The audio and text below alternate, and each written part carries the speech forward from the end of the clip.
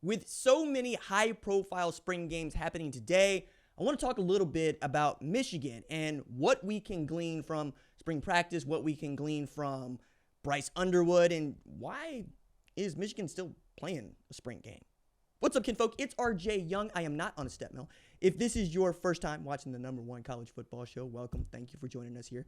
We talk college football year-round. If that is something you're into, go ahead and hit that subscribe button, like this video, and answer the question below.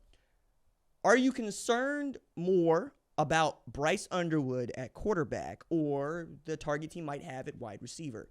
I think you can make an argument for both, but I want to start by acknowledging Michigan played a spring game today, guys, which we would have thought even 5 years ago. Well, 2020 is 5 years ago. It's 2021. 5 years ago, we're still playing spring games across the country because the spring game isn't about the game itself. It is about the people that want to show up to watch what the 2025 team or the team that's going to be playing that season looks like. And it's their only opportunity to see those guys up close and personal. And it's a great fan appreciation event, and you can make a little bit of money. Like if you went to the Michigan spring game, you know that there was a 2-hour event where you could get autographs and pay $100 a head to do that. If you got a little man that has a favorite player over there, and that's a great way to make sure that he's a Michigan fan for life. Because those are the types of events that really form a core memory for so many of us. I mean, those that have been watching this channel since I got started some 8 years ago in September will remember the 6 so savage.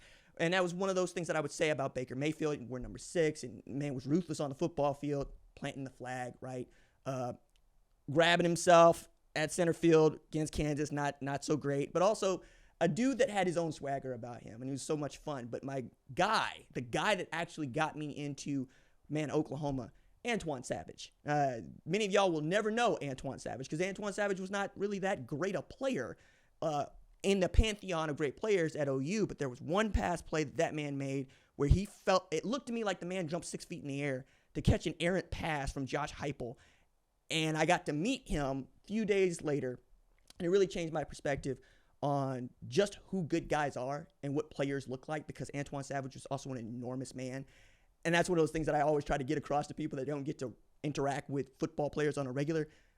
Every FBS football player you've ever met is enormous, even the short ones. They are all unique in their own ways. Some of them are built like those houses that we make out of bricks. Some of them, right, are deceptively just dense and almighty. But that might be a player that, you know by name, like Bryce Underwood, or it could be an Antoine Savage type, which is how I get back to, I am here to talk about Bryce Underwood and what he looked like, and even Jaden Davis and what he looked like, but I was more concerned about just what the wide receiver or receiving targets were going to look like. So like Jalen Hoffman and Channing Goodwin coming on might be a good thing, right on time. Because, most people would tell you, and they would agree, that Bryce Underwood is still a true freshman. You weren't expecting to see a lot of polish from that guy. You weren't expecting to see a lot of polish in the offense.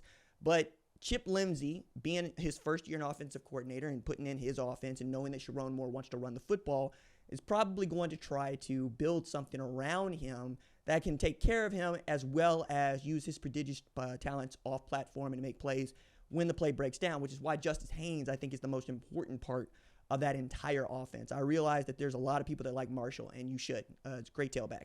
But Justice Haynes transferring in from Alabama changes you in a way that I think you're going to have the kind of tailback that you had when Blake Corum was back there. The guy that we all expected Donovan Edwards to become, and he just never really did. And when you get 6 carries for 63 yards, even in a spring game, that's not too shabby, right? Nobody's showing all of what they got.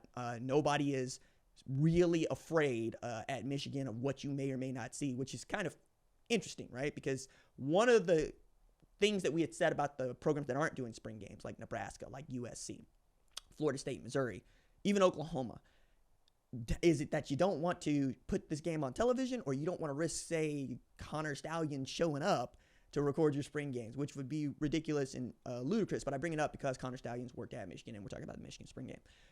That said, I have always kind of been interested in just how Michigan wants to get down, because they do not mind wearing the black hat, even thinking that they're wearing the white hat, and it's not like that. But that is the kind of mindset they needed to go win football games. And knowing the kind of coach Sherrone Moore has turned out to be, not unlike Jim Harbaugh, I want a strong offensive line. I want a strong running game. I want to play sound defense. And a low-scoring game benefits us. I really wanted to see what Chip Lindsey was going to be allowed to do here, man, because this is a guy that when he was at North Carolina had great tailbacks, had great wideouts, had great quarterback play. The offense was good. I mean, he had Drake May absolutely spinning it there at the end. Now you have turned that over and you have tried to retool on your defense because you're losing two of the best defensive tackles in college football, Mason Graham and Kenneth Grant. Wink Martindale is going to have his guys, and I think they're going to be ready to go. But outside of what you could or could not glean from Bryce Underwood, okay, Mikey King's hurt. I get it. Jaden Davis is taking all of the snaps from Mays. Okay, cool. I get it. But we know that he's the franchise, right? When I think about Nico Iamaleava, I think about Bryce Underwood. Because Bryce Underwood flips from LSU to Michigan around signing day. And then we come to find out that Larry Ellison, who owns Oracle, came up with $12 million to get that dude to come to Michigan. And you're more or less in the same spot that you are with Tennessee. I don't think it's going to go the way at Michigan that it did at Tennessee. And I want to continue to hammer this subject because it is an inflection point in our sport. While there's no legislation that I think is going to come out of the Nico Iamaleava saga, I do think college football fans, college football administrators, NIL collectives have all learned something from this about what the public thinks and what you can or cannot get done. So I believe Bryce Underwood is not going to be in a position to ask for more money if they do well. They'll probably pay him more because that's how this works. You win championships, you get a raise. Coaches get it, players get it. You want to keep the core together, and the quarterback is the most important player on your entire roster. But nobody brought up Bryce Underwood except to say, well, Nico Iamaleava probably looked at what Carson Beck got, what John Mateer got, and what Bryce Underwood got without throwing a single pass in earnest in college and decided that he wanted to get paid twice as much as he was getting paid as opposed to being comfortable and being ready. I think now what you get from Bryce Underwood is getting comfortable. He's going to be ready. Yeah, I mean, he's number one for a reason. I think as we get closer to the season, we're going to find out just how much we expect from Michigan. But one thing we know is they're going to be competitive because even last year when they did not have a quarterback, they were competitive. And they showed that at the end when they beat the defending national champs now. And they end up beating an Alabama team that was number one ranked in the country earlier in the year. Give them just a little bit of talent at quarterback and watch what they do with it. That is why I think many Michigan fans are going, yeah, we're about to run into something. All while we're still waiting to find out what the NCAA is still going to do about the sign stealing scandal. And we've had more news come out of Michigan here that is of the not football variety than the football variety. But they weathered it, and they will continue to weather it. And they will continue to do their spring game because they want to do a spring game for their fans. Their get down works for them. I would not say that it works for anybody else, but that is what Michigan would tell you about them. There is no one else like us. Why would you try to do it that way?